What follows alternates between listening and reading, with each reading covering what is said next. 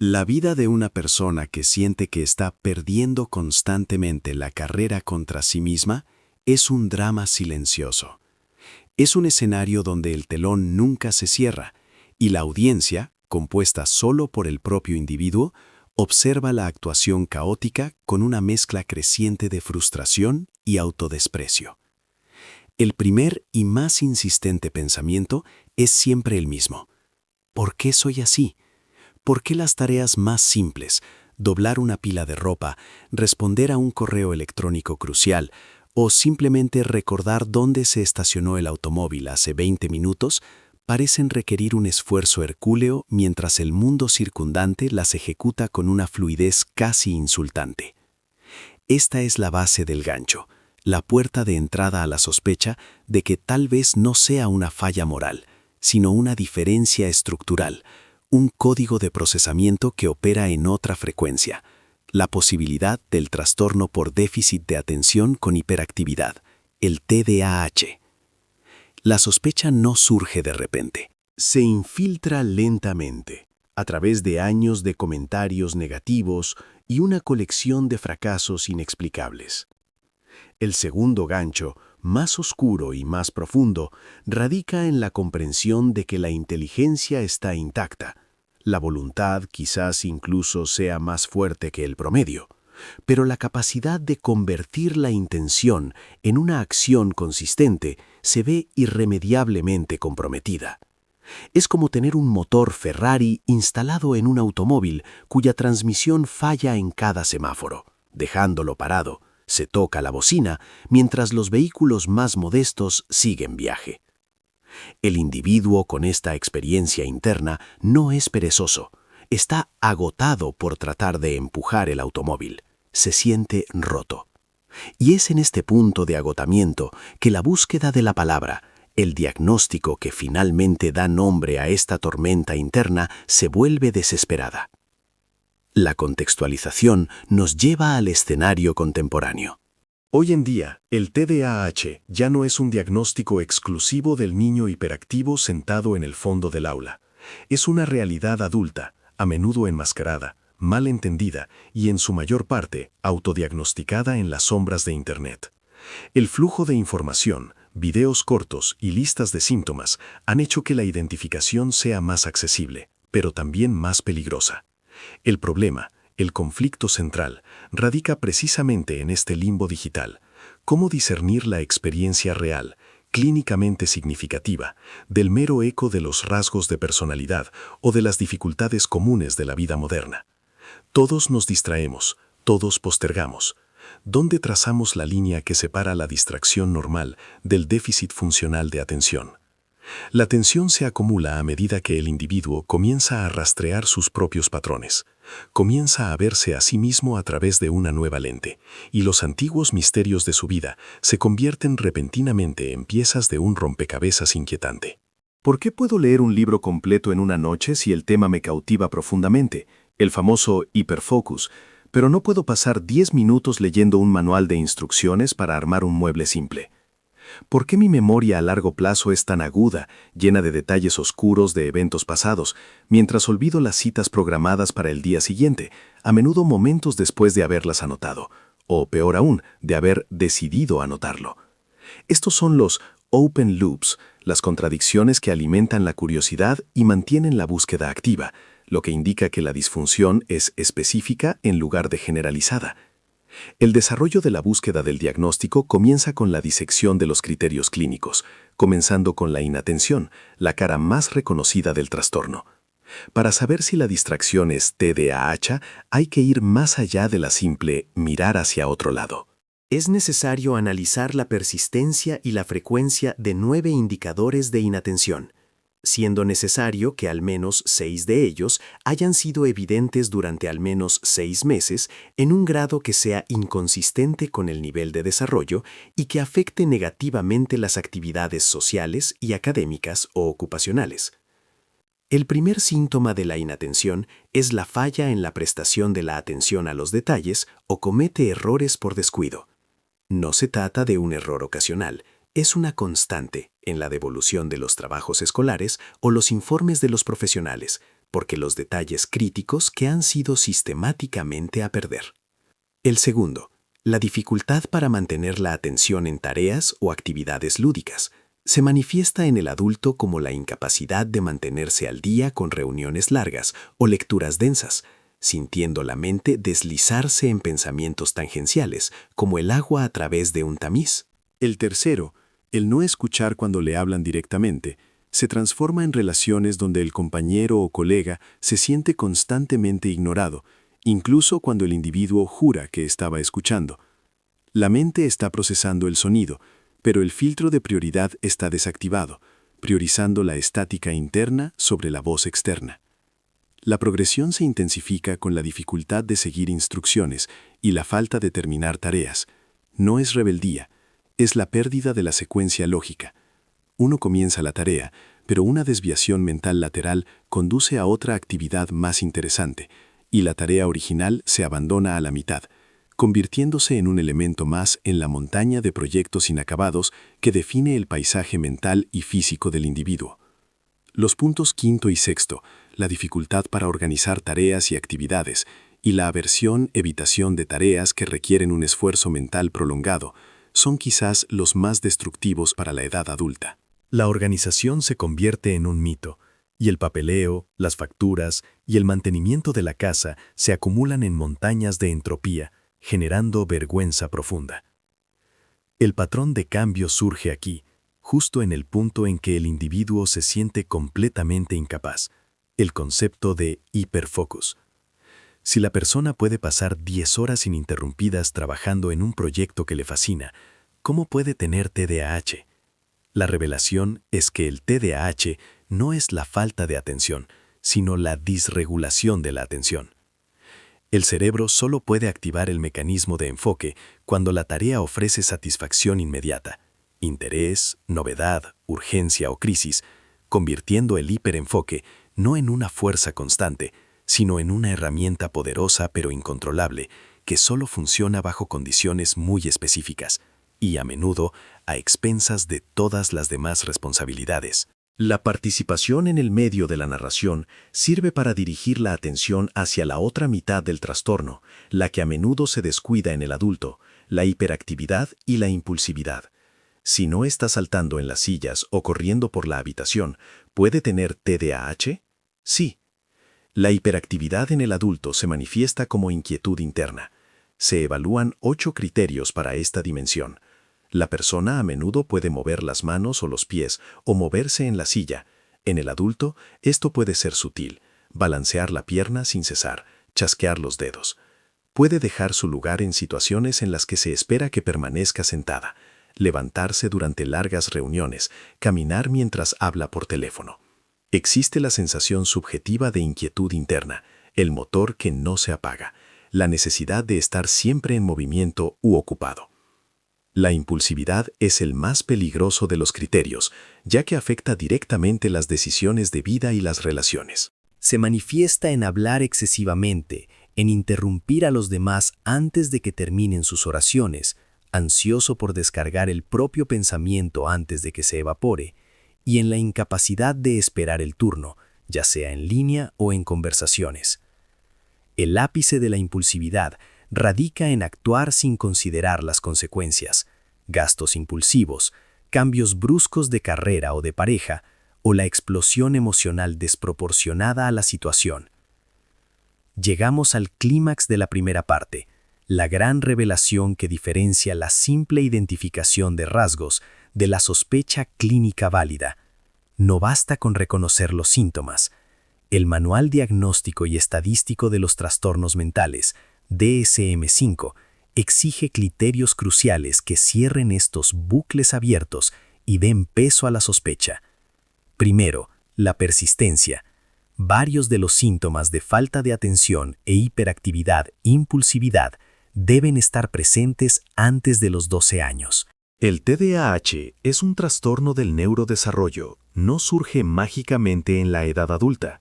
El adulto que sospecha debe volver a visitar su historia, el rendimiento escolar errático, las notas de comportamiento, los comentarios de los padres y maestros sobre estar apagado o demasiado agitado.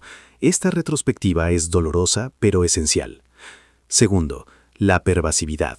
Varios síntomas deben estar presentes en 2 o más entornos. No se trata de tener dificultades solo en el trabajo, sino también en el hogar, las relaciones y las actividades sociales. El TDAH debe crear un patrón constante de disfunción que impregne la vida. Tercero, que el deterioro funcional. Debe existir una clara evidencia de que los síntomas que podrían interferir o reducir la calidad de su funcionamiento social, académico o laboral. No es una molestia, es un perjuicio real. Son los puestos de trabajo perdidos, las deudas acumuladas por las relaciones conflictivas o de la crónica de un fracaso en alcanzar su propio potencial. La conclusión, el pago final, es la comprensión de que, si el individuo puede rastrear estos patrones, persistencia temprana, omnipresencia y deterioro funcional, el caos interno gana un nombre y un perfil. No es un juicio de valor, es una condición neurobiológica. Esta distinción es el primer soplo de aire fresco en años de lucha. La autocomprensión y el autocuestionamiento son solo el comienzo. Si su historia personal resuena con la tríada de falta de atención, hiperactividad, impulsividad y, lo que es más importante, el deterioro funcional que se remonta a la infancia, es hora de pasar al siguiente paso. No acepte la etiqueta de perezoso o desorganizado. Acepte la posibilidad de que opere con un manual diferente. Es imperativo buscar la validación y la comprensión de los próximos pasos. En la segunda parte, detallaremos exactamente qué hacer después de la sospecha, cómo buscar un diagnóstico profesional, cuáles son los mitos que se deben derribar y cuáles son las herramientas prácticas que finalmente ponen orden en el caos, el peso de la evidencia, la montaña de fallas crónicas y la sensación sofocante de que la vida de todos los demás giraba sobre un eje liso, mientras que la suya patinaba sobre grava eternamente. Si la primera parte de este viaje fue el doloroso despertar a la posibilidad de un trastorno por déficit de atención con hiperactividad, esta segunda fase es la inmersión final en la verdad desnuda, donde la duda se enfrenta a la ciencia y la autoacusación encuentra, en fin, un nombre. La pregunta crucial ya no era ¿qué está mal?, sino más bien, ¿cómo probar lo inexplicable? ¿Cómo convencer a un profesional de que el caos interno que siente es más que una falta de fuerza de voluntad, que es un defecto estructural en la arquitectura de su propia mente? Este es el punto donde el drama se intensifica, ya que buscar el diagnóstico es un acto de tremenda vulnerabilidad. Es poner años de sufrimiento en manos de un especialista y esperar que no lo devuelva etiquetado con las mismas palabras que la sociedad y usted mismo usaron: perezoso, desorganizado, inconsistente. El conflicto es visceral. La esperanza desesperada de tener una explicación versus el terror de ser validado como meramente incompetente. El primer obstáculo es el de la solidaridad. Entrar en un centro de salud y a tratar de condensar las décadas de frustraciones y los desastres naturales en una narrativa coherente, que es en sí mismo, es un reto hercúleo para la mente y el TDAH. Las palabras se atropellan, la cronología se pierde, los ejemplos cruciales se deslizan de la memoria como arena mojada. Se trata de explicar que no se trata de que no quiera lavar los platos. Se trata de la imposibilidad de iniciar el movimiento. Se trata de la parálisis de la acción, de la que se produce a pesar de las consecuencias más conocidas en el mundo. Intenta describir la sensación de tener 1.000.000 de pestañas abiertas en el navegador mental, todas gritando al mismo tiempo, mientras el procesador central funciona al 10% de su capacidad. Y entonces, el profesional comienza a hacer las preguntas que parecen simples, pero que llevan el peso de toda su existencia. ¿Usted tenía problemas en la escuela? ¿Cómo eran tus relaciones? ¿A menudo interrumpes a las personas? ¿Te olvidas de citas importantes de forma rutinaria? Aquí, la estructura del TDAH comienza a diseccionarse, yendo más allá de la simple falta de atención. El especialista, si está verdaderamente capacitado, buscará los pilares centrales que definen el trastorno, las fallas en las funciones ejecutivas. No es solo atención, sino más bien la capacidad de planificación. ¿Cómo estructura tareas largas? A memoria de trabajo, su capacidad para retener información temporalmente para su uso inmediato, a autorregulación emocional, la intensidad y la habilidad de sus reacciones, y a flexibilidad cognitiva, la dificultad para cambiar de una tarea a otra. El desarrollo de la investigación es lento, metódico y exhaustivo. No se trata de un simple checklist. El TDAH, especialmente en adultos y mujeres, a menudo está enmascarado por años de mecanismos desesperados de afrontamiento, listas obsesivas, complejos sistemas de recordatorio o la hiperfocalización autodestructiva que le permite emprender grandes proyectos, pero a costa de descuidar todas las demás áreas de la vida. Es en esta etapa que el pasado regresa, ya no como vergüenza, sino como evidencia. El especialista requiere datos de terceros, cartas de viejos maestros, testimonios de padres, socios o compañeros de trabajo. El TDAH es un trastorno del desarrollo neurológico, lo que significa que los síntomas deben haber estado presentes desde la infancia, incluso si las estrategias compensatorias de los adultos los han camuflado. El drama se profundiza cuando el enfoque cambia a las comorbilidades. La mayoría de los adultos con TDAH no buscan ayuda solo por falta de atención. Lo hacen porque el trastorno ha generado una década de ansiedad generalizada, episodios de depresión recurrente o, insidiosamente, trastorno de ansiedad social, alimentado por disforia sensible al rechazo, DSR, ese dolor emocional insoportable y desproporcionado a la crítica o rechazo percibido. El miedo a ser diferente, el círculo vicioso de fallar, ser criticado y aislarse, construyó una fortaleza de ansiedad alrededor del núcleo del TDAH. La participación mental ocurre durante la batería de pruebas neuropsicológicas si se aplican, mientras intentas mantener la atención en las secuencias auditivas y visuales, mientras tu mente grita por distracción, la ficha cae. Esta es la prueba de tu propia neurodiversidad. No es una prueba de coeficiente intelectual, es una medida de cómo su cerebro maneja el aburrimiento, la repetición y la necesidad de inhibir las respuestas impulsivas. La experiencia es humillante e iluminadora. El especialista y luego junta las piezas de la historia de una vida caótica, en la que la dificultad crónica para mantener la rutina de la higiene personal, y no por asco, sino que por el olvido y la parálisis de la década de los puestos de trabajo perdidos por los mercados, por la dificultad en el manejo de las finanzas y, sobre todo, la persistencia de este tipo a través de los diferentes contextos, no solo en aquellos que no te gusta. Y entonces llega el momento de la final, el clímax. Estás sentado, tus manos sudando. El experto respira hondo, con el papeleo organizado frente a él, una ironía que no pasa desapercibida.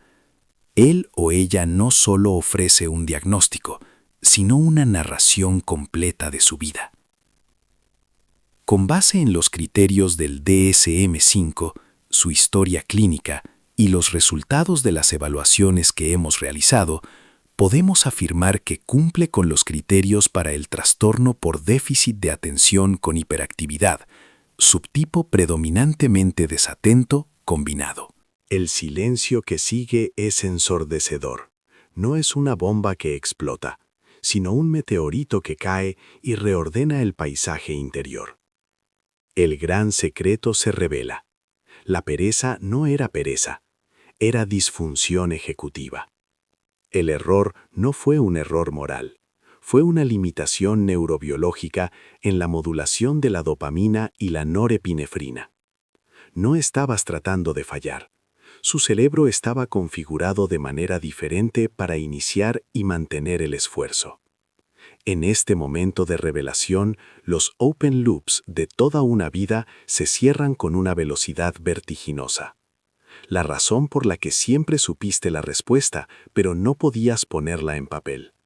La razón por la que pudo reparar el automóvil de su vecino, pero no pudo pagar sus propias facturas a tiempo. La razón por la cual su potencial siempre ha parecido mayor que su producción. El diagnóstico de TDAH no es una oración, es una leyenda. Es la clave que traduce el dialecto confuso que has estado hablando toda tu vida. La tensión se convierte en alivio, y el alivio, paradojalmente, trae luto. Hay duelo por el niño que fue castigado por algo que no podía controlar. Duelo por los años perdidos en el autocastigo y la vergüenza. Duelo por las oportunidades que el miedo al fracaso ha secuestrado. Pero el duelo va acompañado de una ola de autocompasión sin precedentes. El experto continúa, explicando el matiz. Saber que tienes TDAH no cambia quién eres, pero cambia la lente a través de la cual te ves a ti mismo.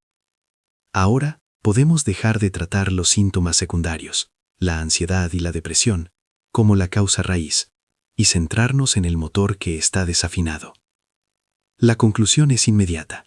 La validación es el primer paso hacia el cambio real. Ya no eres un misterio para ti. El diagnóstico ofrece el permiso para dejar de luchar contra su naturaleza y comenzar a trabajar con ella. Esto significa explorar enfoques de tratamiento basados en la evidencia, la terapia centrada en las habilidades de la función ejecutiva, el entrenamiento mindfulness adaptado para el TDAH, la reorganización ambiental y, para muchos, la consideración de medicamentos que ayudan a regular los neurotransmisores deficientes.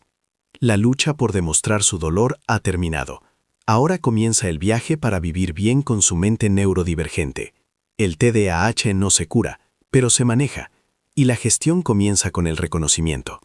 Si te has reconocido profundamente en esta narrativa, si el dolor y la frustración de la vida desorganizada han resonado en tus huesos, y si la esperanza de una explicación finalmente parece tangible, el llamado específico a la acción es claro y urgente.